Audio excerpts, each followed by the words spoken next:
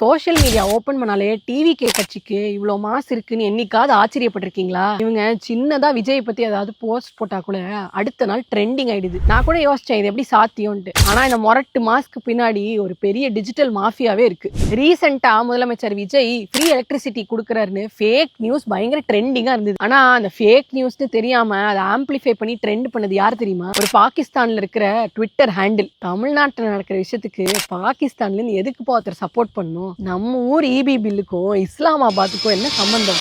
இதை பார்க்கும் போதே தெரியலையா இவங்களோட ஆன்லைன் மாஸ் எல்லாமே ஆர்டிஃபிஷியலி இன்ஜினியர்டுன்னு. காசை கொடுத்து வெளிநாட்டு பாட்ஸை வச்சுக்கிட்டு ஃபேக் ட்ரெண்ட்ஸ் உருவாகிறது தான் இப்போ இவங்களோட புது அரசியல் வியூகம். ஏதோ கேமரா முன்னாடி மட்டும் பர்ஃபார்மன்ஸ் பண்ணா எல்லாரும் ஏமாத்திடுவான்னு நினைக்கிறாங்க.